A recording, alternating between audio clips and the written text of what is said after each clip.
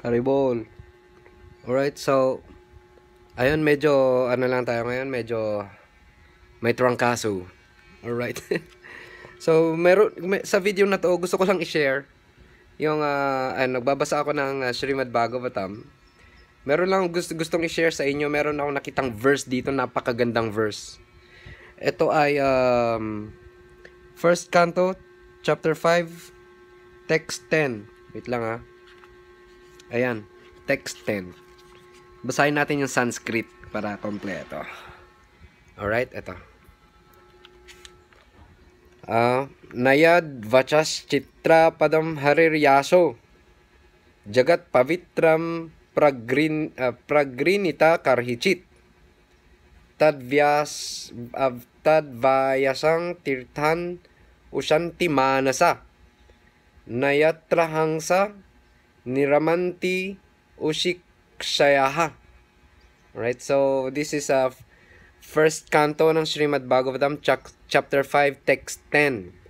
Ganda na ito, gusto ko lang i-share to, no? So, translation. Those words which do not describe the glories of the Lord, who alone can sanctify the atmosphere of the whole universe, are considered by saintly persons to be like unto a place of pilgrimage for crows. Ganda. Since the all-perfect persons are inhabitants of the transcendental abode, they do not derive any pleasure there. Meaning, yung mga words or yung mga salita na hindi dinidescribe ang glories ni Krishna or ng glories ng Diyos ay isa itong according sa mga saintly persons, kinoconsider nila itong a place of pilgrimage of crows. Alam niyo ba yung crows? Yung crows is, ito yung mga parang mga uwak. Yung mga black crows. So yung mga uwak na to, nakatira sila sa mga sa basura. So they derive pleasure in that place. Alright, so masaya sila doon sa place na yon. Yung mga crows, masaya sila doon sa maduduming places, especially sa mga kung saan maraming bangkay, mga ganun, yung mga yung mga like patay na hayop, mga ganun. Doon lang sila kinakain nila yung mga yung mga nabubulok na karne, di ba? Ganun sila. So, in the same way, yung mga words na hindi dinidescribe yung glories ng Diyos or yung mga words na ang dinidescribe lang is yung about dito sa mga temporary events dito sa material existence is it's only a place of pilgrimage of crows. All right, it's like it's only a garbage. So yung mga words na it do not describe the glories of God is a words. It's like a garbage like words. Basura. 'Di ba? Solid. And dahil nga yung mga all perfect saintly persons ay sila ay inhabitants of the transcendental abode. Ibig sabihin sila ay from that transcendental realm. Galing sila sa spiritual world. They don't derive any pleasure sa mga words na hindi nagagamit for the service of Krishna, for the service of the Lord. Dahil sa spiritual world, ang lahat ng words nila doon, ang object ng kanilang words ay si Krishna.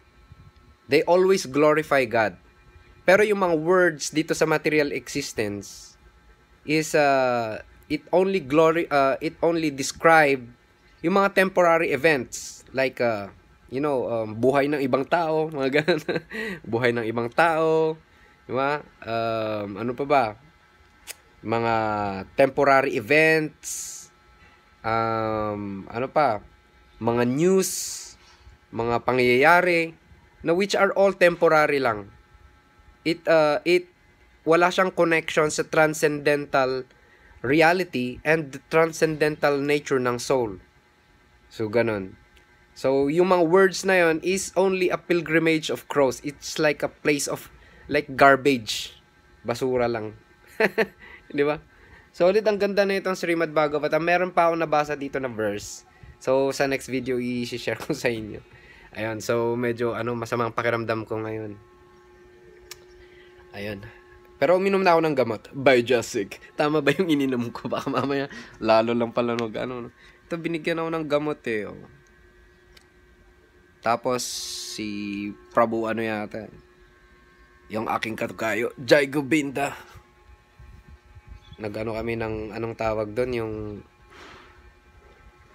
Yung pupunas ng katawan ng malamig na na tubig kanina. Alright, so, ayun, meron pa akong verse na gustong i-share sa inyo. So, sa next video na lang yan. Alright.